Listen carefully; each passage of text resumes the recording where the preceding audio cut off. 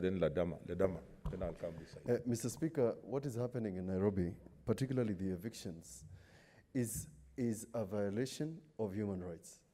What is happening in Nairobi in the middle of a pandemic is actually an international crime. Yeah.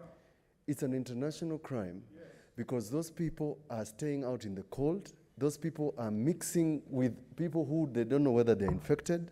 Mr. Speaker, something is wrong with this government. God needs to find something about this government. There is something wrong about the way they treat human beings. As if this government was elected by cows and goats.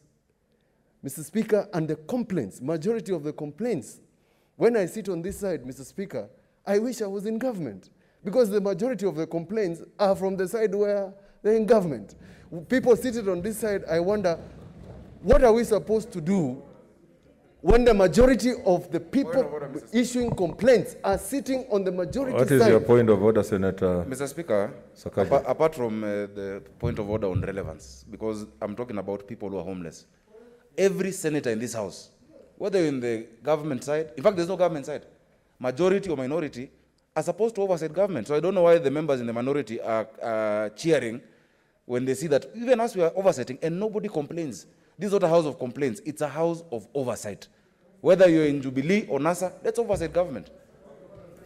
The members... What is your point of order? But let's not lose focus of... okay. Mr. Speaker, I have said over and over again, as the majority leader, this house is called Senate. It is not the government of President Uhuru Kenyatta, and it's not executive. Mr. Speaker, the Senate all over the world and Parliament all over the world, whether you are elected from the party that formed the executive or not, your responsibility is to oversight the executive. There might be cases where all of us, there will be no minority. In many, let me tell you, Mr. Speaker, in many counties, including mine, there is no minority side. Do you want to tell me that then there will be no oversight of the county governments in Elgeyo Marakwet County because everybody was elected in Jubilee? Please give us a break. We are Parliament. Everybody here has a responsibility to come and defend, Mr. Speaker, the rights of the people, because our responsibility is Parliament, is not executive. Proceed, Senator Mutula. You know, the statements I'm making are bitter, but I have to make them for them to understand that, Mr. Speaker, that there is a reason why we are a minority and there's a reason why there's majority. Mr. Speaker, that said, there's no difference between what happened in Elgeyo Marakwet, where people were abandoned after the mudslide. There's no difference about what happened in Solai when people died. There is no difference about what's happening in Nairobi. All of it is the same line. A government that does not value human beings.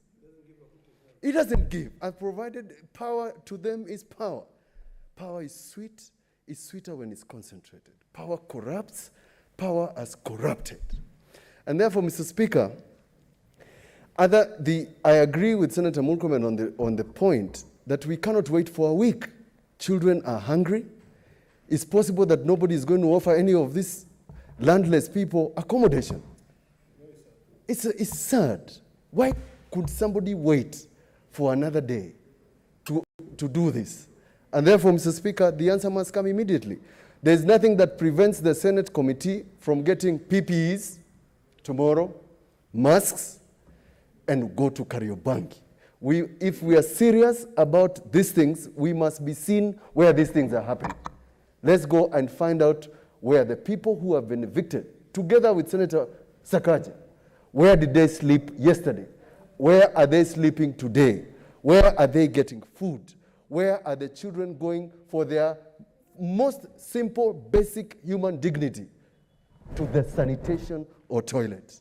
But lastly, Mr. Speaker. Order, Senator Ledama, relax. Yes, proceed. Recently, I mentioned the book of Revelations, and Senator Ochilo Oyako told us about where this book was written. When finally judgment is written about this government, I'm telling you, only the book of Revelations is going to tell you there will be gnashing of teeth. There will be a bottomless pit for members of this government. Thank you. Senator